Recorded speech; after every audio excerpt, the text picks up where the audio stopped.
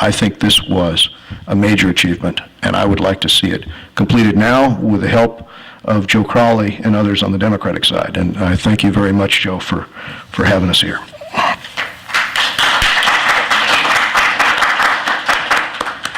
Thank you, Congressman, for those very passionate and key words, because obviously he has played a key role in the passage of this agreement in the last Congress. So we really appreciate that. And obviously, we have several other members who are here. This a briefing has been put together by the U.S.-India Business Alliance in cooperation with the U.S. Task Force on Trade and Commerce, and we'll welcome one of the co-chairs, Congressman Chris Cannon from the great state of Utah. He serves on the Judiciary Committee, another very passionate believer and supporter of this very strong relationship. So please, Congressman Cannon. Thank you, Sanjay. Thank you.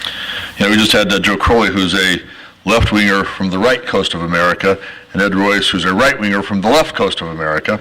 And I'm from the geographic center of the country, from Utah.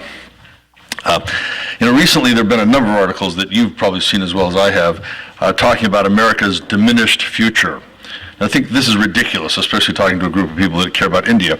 India has over 1 billion people. America has 300 million people. We use more energy, it's true. We use more of everything per capita, but that's because we've done some things that I think are fairly important, and we've developed our resources. But we have this partnering relationship with India, and what is the outcome, the hoped outcome of that partnership by people in India and by Americans? Is that India has all the benefits, all the energy, all the resources per capita that we have in America. And now that would mean that America would be much smaller in comparison with India, would it not? What we would hope is that India has the opportunity to develop the kind of democracy and the kind of grassroots system where individuals have the kind of rights and the role that they have in America. And by the way, America has some development to do there on our own. We had a presidential candidate some years ago, a third-party guy whose name I won't mention because it bugs me, but who wanted to have plebiscites. And now, largely because of work that's been done in India and in America, we have the ability to do that. So is America going to be diminished if India succeeds dramatically? No. America will be diminished if India doesn't pursue the course that it's on, which is a course of honoring individual rights and the interests of individuals. That would diminish America. And certainly there are other countries that continue on a course of growth and an attempt to dominate the whole world, where individuals are less important than they are in the societies that we all represent here today. So I've been India's biggest fan. Well, maybe not. I mean, McDermott over here is a little bit bigger than I am, actually, but physically. But I'm a big fan of India, and it is my great hope that the partnering relationship that we have between America and India will continue to flourish, and that in fact India becomes a great country, not just a big country and a country with a big population, but a country that is great in all senses of the word, meaning that they provide for their citizens the kind of opportunities that I think the Creator wants all of his children to have. And if that happens, America is not diminished, America is enhanced. It is my goal in Congress to see to do what I can in my remaining days to see that happens. And nuclear energy is a big part of that. If you look at the world today, nobody can say that you can't do all the alternative energies, including nuclear. That has to be a huge part of what we're going to do.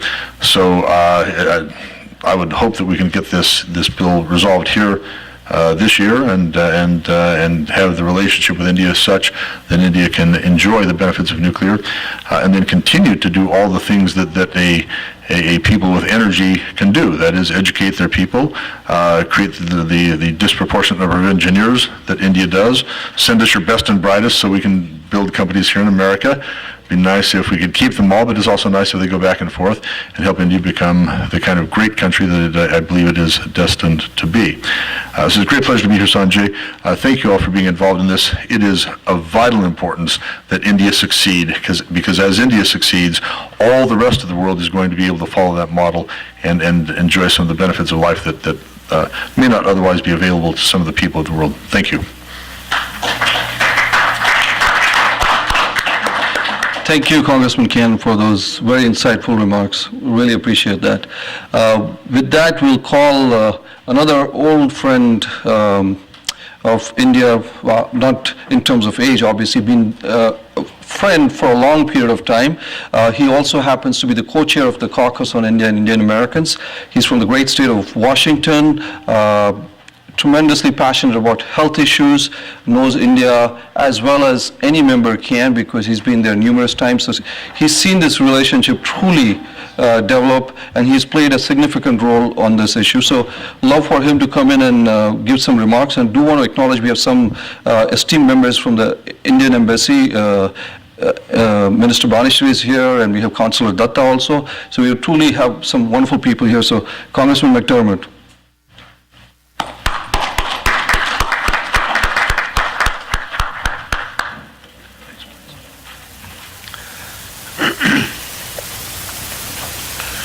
You're all familiar with the story of the 10 blind men describing the elephant.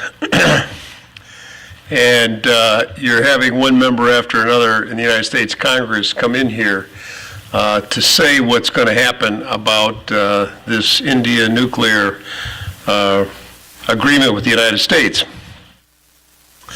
I think there isn't anybody who's been here or is going to follow me who really knows what's going to happen. And I think that it's important to say at the outset that if it doesn't pass in the short-term future, that is not a reflection of America's attitudes toward India. I think the strong relationship between our countries is going to be there, absolutely with or without this whole agreement. This is not the be-all and end-all of the world. I think in order to understand where we are, you may have noticed we're in the middle of a presidential election. I've watched enough elections in India to know that when an election comes up, everything stops. Nothing gets through the parliament, the Lok Sabha, or anything else, while people figure out exactly who's going to be the next government and who's going to be the prime minister and all the rest. The same is true in the United States. And I understand that perhaps one of my colleagues suggested that if it didn't pass, it would be the responsibility of one or the other candidate for president. Well, let me just put that to rest. If that's the way anybody thinks it's going to get through by blaming one side or the other, it simply is not going to happen that way. And I think that is a miscalculation in what's going on here in the Congress. There are many of us who have had long-standing relationships with India and are very concerned and very interested in making a judgment on an agreement that is good both for the United States and for India. But there is also, in a democracy, as the Indian people know, a democracy is the worst form of government until you consider the alternatives. Because a democracy requires you to listen to a lot of people, and it takes a long time sometimes to get things done because people demand in democracy the right to have their say or to have their input into the whole process. And although we would like it to go faster, I myself would like to be dictator for a few weeks. I could get some things done that I've been trying, like health care, to get that done in this country in about 20 years. I still haven't gotten it done. So you know that things take a long time in a democracy because you have to respect the people. And in this process, we set up a process when it went over to